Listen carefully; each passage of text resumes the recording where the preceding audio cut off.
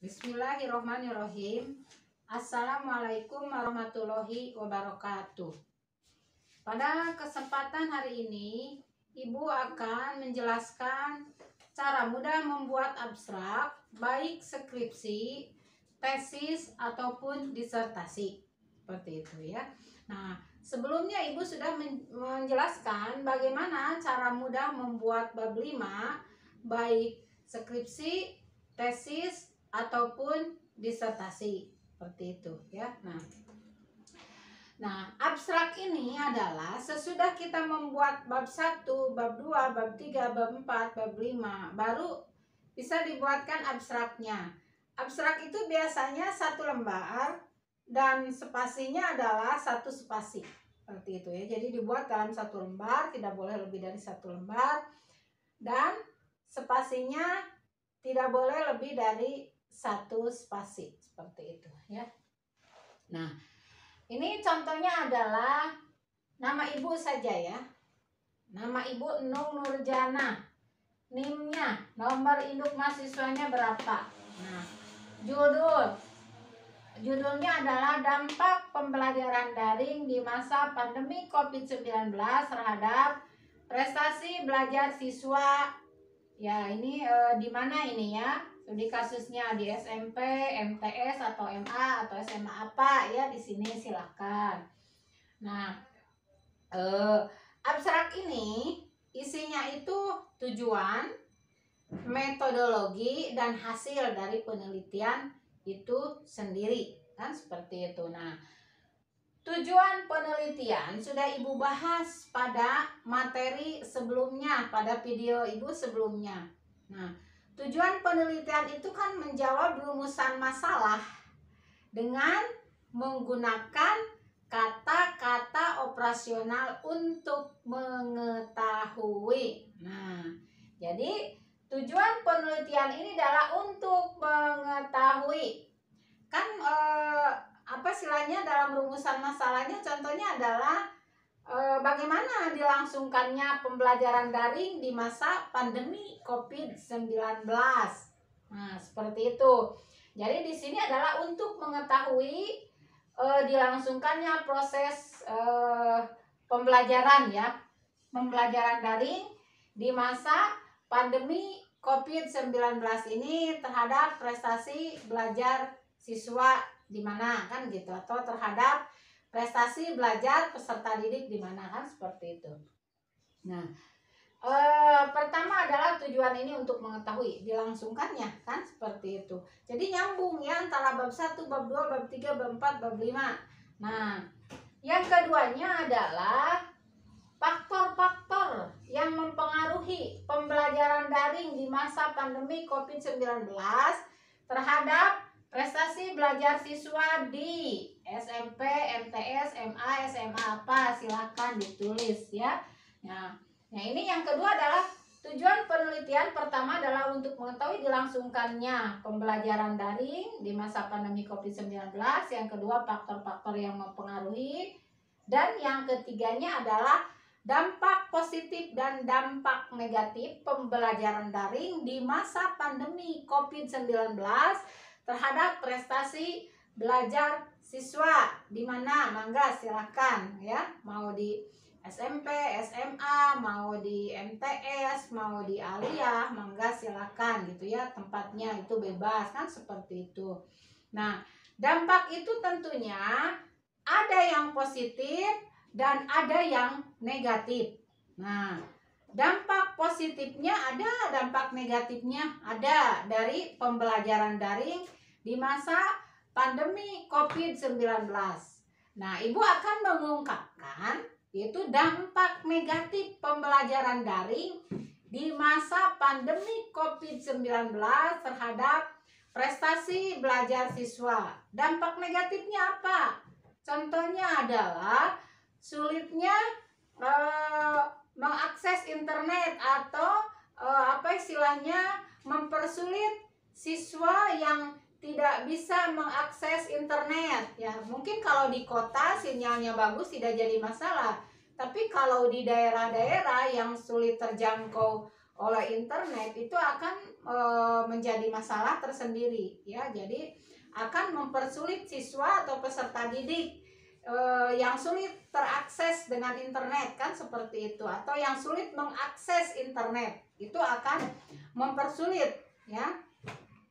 Kemudian juga dalam satu keluarga itu terkadang ada yang tidak semua anak punya HP. Bisa aja HP-nya satu tapi anaknya lebih dari satu. Itu juga kan akan jadi masalah, terjadi konflik-konflik horizontal di antara anak-anaknya kan seperti itu, atau di antara saudara-saudaranya ya, masing-masing ingin belajar daring melalui HP atau punya laptopnya satu tapi anaknya lebih dari satu, masing-masing ingin belajar kan seperti itu. Tapi ya tadilah kondisi seperti itu akan membuat konflik-konflik tersendiri di antara saudaranya, seperti itu akan tercipta konflik horizontal. Selain itu juga ya, nah ini dampak negatifnya itu kan masih banyak ya. Jadi apa istilahnya, bertambahnya pengeluaran untuk kuota kan seperti itu. Ya kalau kuota sudah bisa disediakan tidak jadi masalah, tapi kalau kuotanya tidak disediakan ya itu akan menjadi masalah tersendiri. Otomatis bertambahnya pengeluaran peserta didik atau bertambahnya pengeluaran siswa untuk kuota itu. Sementara orang tuanya, contohnya adalah di PHK di masa pandemi COVID-19 ini, ibunya tidak bekerja, itu juga kan akan menjadi masalah tersendiri.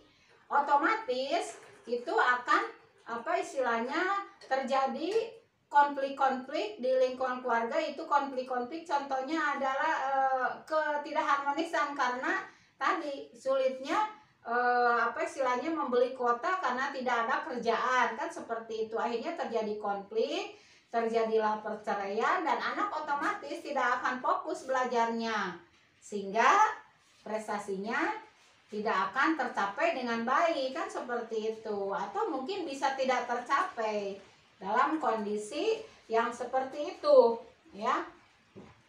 Kemudian adalah selain apa istilahnya, selain hal tadi dampak negatifnya itu, contohnya adalah karena banyaknya tugas yang diberikan oleh guru atau dosen dalam satu waktu, itu akan membuat peserta didik atau mahasiswa menjadi stres kan seperti itu. Nah itu dampak negatifnya, sehingga ada yang lari keluar ya, lari dari rumah ya, sehingga dia apa istilahnya hidup yang gak karuan karena tadi stresnya kan belajar daring ini seperti itu ya.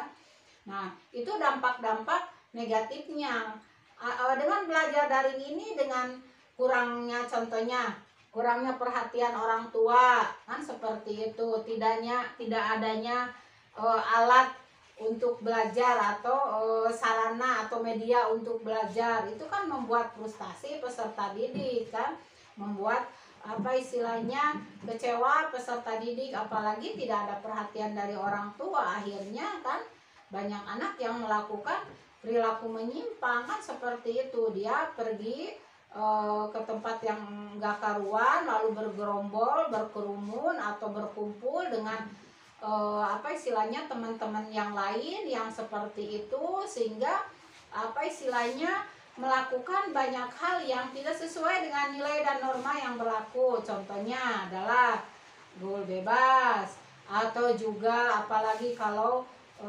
narkoba dan lain sebagainya kan seperti itu. Atau juga ya keluyuran yang gak keruan kan seperti itu juga akan menjadi masalah tersendiri. Itu dampak-dampak negatifnya yang harus diantisipasi dengan adanya pembelajaran daring di masa pandemi COVID-19 ini terhadap prestasi belajar siswa atau terhadap prestasi belajar peserta didik. Mangga silakan ya. Nah apa istilahnya dampak positif dampak negatif. Sekarang dampak positifnya, ada nggak dampak positifnya? Ya ada. Yang tadinya peserta didik gaptek teknologi, dengan pembelajaran daring mau tidak mau dituntut untuk menguasai teknologi. Itu diantaranya dampak positifnya. Dampak positif lainnya apa? Yaitu bisa menambah wawasan dan pengetahuan, karena apa istilahnya, bisa mengakses apa istilahnya, materi-materi yang ada hubungannya dengan pembelajaran daring itu. Kalau tidak tahu kan bisa mengakses apa istilahnya, internet dengan leluasa kan, sehingga menambah wawasan dan pengetahuan kan, seperti itu. Itu diantara dampak positifnya. Jadi ada dampak negatif, ada dampak positif. Itu memang kalau ada dampak positif, ada dampak negatif, seperti itu. Nah, selanjutnya adalah selain dampak positif dan negatif adalah tentunya ada upaya. Kan dalam rumusan masalahnya bagaimana upaya yang dilakukan ya dalam mengatasi dampak pembelajaran daring di masa pandemi COVID-19 ini terhadap prestasi belajar siswa atau terhadap prestasi belajar peserta didik di mana, kan seperti itu, di sekolah mana, silakan ya, mau di SMP, di SMA, di sanawiyah, mau di aliyah, mangga silakan, atau mau di perguruan tinggi mangga silakan, itu ya asal didukung oleh data dan fakta, kan seperti itu. Nah, maka di sini selain dampak negatif dan dampak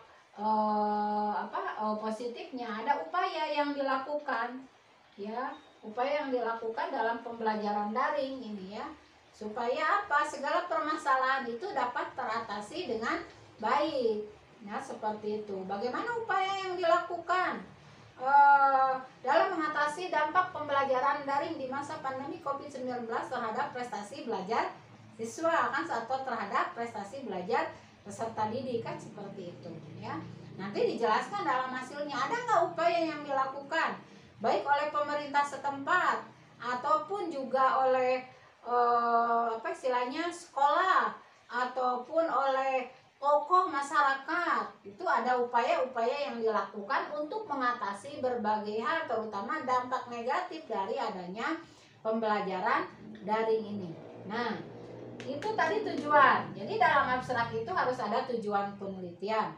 Tujuan penelitian ini adalah untuk mengetahui dilangsungkannya pembelajaran daring di masa pandemi COVID-19 ya, terhadap prestasi belajar siswa. Kemudian lagi adalah faktor-faktornya ya, untuk mengetahui faktor-faktor yang mempengaruhi pembelajaran daring di masa pandemi COVID-19 terhadap prestasi belajar siswa. Kemudian adalah dampak-dampak positif dan negatif pembelajaran daring di masa pandemi COVID-19 ini terhadap prestasi belajar siswa di mana ya, seperti itu. Lalu yang ininya adalah, yang terakhirnya adalah untuk mengetahui upaya yang dilakukan untuk mengatasi dampak pembelajaran daring di masa pandemi COVID-19 ini terhadap prestasi belajar siswa di sekolah mana ya, silakan mau sekolah mana atau mau perguruan tinggi mana, pasti ini ada dampaknya baik positif ataupun negatif, kan seperti itu ya. Nah, sesudah tujuan lalu ke metodologi ya. Metodologi apa ini ya yang digunakan dalam penelitian ini untuk melihat dampak pembelajaran daring di masa pandemi COVID-19 ini terhadap prestasi belajar siswa atau terhadap prestasi belajar peserta didik di mana, yaitu silakan kasusnya mau di mana, kan seperti itu ya, baik di tingkat SMP, baik tingkat SMA, tingkat perguruan tinggi, atau mungkin di tingkat dasar, kan seperti itu ya, baik di SD ya, seperti itu ya, silakan itu ya, asal didukung oleh data dan fakta. Nah, metodologi yang digunakan dalam penelitian ini, karena ini adalah dampak, udah jelas nih dari judulnya udah kelihatan, dampak ini adalah kualitatif ya. Nah, tapi kalau pengaruh ini adalah kuantitatif, karena harus diketahui pengaruhnya sejauh mana, kan itu bisa pengolahan datanya menggunakan kajian statistik. Karena judulnya ini adalah dampak, maka di sini metodologi yang digunakan dalam penelitian ini adalah descriptive analysis ya. Ya, bagaimana mendeskripsikan permasalahan-permasalahan yang terjadi di masyarakat dengan adanya pandemi COVID-19 ini. Jadi permasalahan pembelajaran daring di masa pandemi COVID-19 ini terhadap prestasi belajar siswa. Bagaimana dideskripsikan gitu ya. Jadi seorang penulis atau seorang peneliti itu harus mampu mendeskripsikan, harus mampu menggambarkan, menjelaskan secara detail yang didukung oleh data dan fakta. Seperti itu ya. Kemudian dianalisis oleh penulis atau peneliti sebagaimana yang sudah Ibu jelaskan dalam video Ibu sebelumnya, yaitu bagaimana cara mudah membuat bab 5 baik skripsi, tesis ataupun disertasi, kan seperti itu. Nah, deskriptif analisis yang berjenis tadi karena ini dampak berjenis kualitatif. Nah, dengan pendekatan yang digunakan karena dampak pembelajaran daring di masa pandemi COVID-19 terhadap prestasi belajar siswa, di mana ini di kasusnya silakan ya. Nah, ini pendekatan yang digunakannya ini adalah fenomenologis. Jadi sesuai dengan fenomena sekarang yang terjadi. Fenomena pandemi COVID-19 yang sebelumnya itu tidak bisa digambarkan, tergambarkan. Terjadi hal-hal yang seperti ini. Nah, ketika terjadi, kan ini masyarakat belum siap kan seperti itu menghadapi dampaknya, terutama dampak yang negatifnya ya. Jadi ini pendekatan yang digunakannya adalah fenomenologis yang berkaitan langsung dengan dampak pembelajaran daring di masa pandemi COVID-19 terhadap prestasi belajar siswa di SMP atau di SMA atau di MA mana gitu kan, seperti itu ya. Untuk masalah tempat silakan. Nah, ini jadi pendekatan yang digunakannya adalah fenomenologis yang berkaitan langsung dengan ini ya, dampak pembelajaran daring di masa pandemi COVID-19 terhadap prestasi belajar siswa atau terhadap prestasi belajar peserta didik, atau kalau terhadap prestasi belajar mahasiswa enggak kan gitu ya, seperti itu. Nah, ini yang paragraf kedua ini adalah berisi tentang metodologi. Jadi paragraf pertama tujuan, paragraf kedua metodologi, dan paragraf selanjutnya adalah paragraf ketiga adalah hasil penelitian. Nah, hasil penelitian menunjukkan bahwa tadi itu ya, ini nyambung dari paragraf ke-1, kedua, ketiga ya, atau dari bab 1, bab 2, bab 3, bab 4, bab 5 nyambung.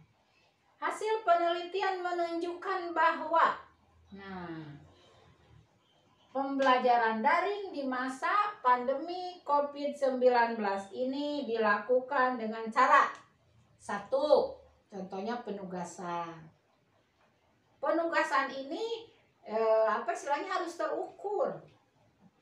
Tidak boleh ngasih tugas yang seabrek tanpa mengukur tingkat kemampuan peserta didiknya atau siswanya atau mahasiswanya. Sebab kalau tugasnya tidak terukur, itu akan membuat stres bagi peserta didik atau mahasiswa, kan seperti itu. Nah, selain itu juga apalagi kalau tugasnya itu diberikan dalam satu waktu, contohnya ya, tugasnya diberikan dalam satu waktu, itu kebayang itu tingkat stres peserta didik atau mahasiswa seperti apa kalau tugas diberikan dalam satu waktu dan jumlahnya banyak, kan seperti itu ya. Nah, jadi hasil penelitian menunjukkan bahwa proses pembelajaran daring dilakukan dengan cara satu, penugasan. Penugasan boleh asal sesuai dengan situasi dan kondisi, kan seperti itu ya. Yang kedua adalah contohnya ada pemutaran video, boleh lah kan seperti itu, atau melalui Google Classroom, atau juga melalui Zoom meeting, atau melalui WA ya, bisa saja lah, silahkan. Atau menggunakan aplikasi lain ya, contohnya seperti e-learning dan lain sebagainya, mangga silakan, kan seperti itu.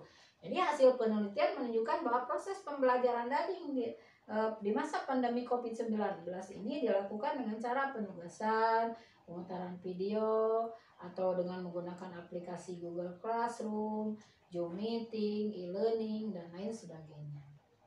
Adapun Faktor-faktor yang mempengaruhi pembelajaran daring di masa pandemi COVID-19 terhadap prestasi belajar siswa di sekolah titik-titik ya. Nah, itu faktornya ada dua, nyambung dari bab 5 kemarin. Contohnya adalah faktor intrinsik dan faktor ekstrinsik. Nah, faktor intrinsik yang berasal dari dalam peserta didik sendiri atau berasal dari dalam siswa itu sendiri atau berasal dari dalam mahasiswa itu sendiri ya, faktor dari dalam. Contohnya adalah tingkat kecerdasan, inteligensi ya. Nah, sudah cerdas, motivasinya juga tinggi untuk sukses, untuk mau belajar, kan seperti itu. Dia memiliki kemauan yang tinggi untuk belajar, motivasi yang tinggi untuk belajar, walaupun di masa pandemi COVID-19 ini. Jadi faktor intrinsiknya sudah bagus, kan seperti itu ya. Yang keduanya adalah faktor intrinsik. Faktor ekstrinsik. Faktor ekstrinsik itu faktor dari luar peserta didik atau faktor dari luar siswa, faktor dari luar mahasiswa. Contohnya adalah lingkungan keluarga, ya, atau sekolah, masyarakat, kan itu. Bagaimana keluarga bisa memotivasi anaknya atau peserta didik atau siswa atau mahasiswa untuk mau belajar walaupun di masa pandemi COVID-19. Jadi orang tua memotivasi kan seperti itu. Orang tua tidak apa istilahnya, tidak ada yang tidak mau peduli, kan seperti itu. Itu akan membuat stres tersendiri, apalagi kalau pelajarannya susah. Contohnya pelajaran-pelajaran yang sifatnya eksak gitu kan susah, kan seperti itu juga kalau tidak ada bantuan akan membuat anak atau peserta didik atau mahasiswa akan semakin bertambah stres, kan seperti itu ya. Nah, tadi itu adalah faktornya ya. Faktor ekstrinsik lainnya adalah sekolah, contohnya, atau sekolah atau perguruan tinggi. Kalau sekolahnya memberi pelayanan baik ya, yang ditunjang tadi dengan faktor intrinsik yang baik, tentu prestasi belajar itu akan tercapai dengan baik. Atau masyarakat di lingkungan sekitar juga mendukung, tentu prestasi belajar ini akan tercapai dengan baik walaupun di masa pandemi COVID-19. Tapi jika seandainya faktor intrinsiknya kurang bagus, orang tuanya juga tidak peduli, sekolahnya juga kurang pelayanannya, masyarakat juga kurang memotivasi, itu prestasi itu tidak akan tercapai dengan baik, malah tidak akan berhasil dengan baik, atau prestasi itu tidak akan tercapai dengan baik, malah tidak akan ya tercapai sama sekali, kan seperti itu ya. Nah, istilahnya faktor intrinsik dan ekstrinsik itu harus saling mendukung.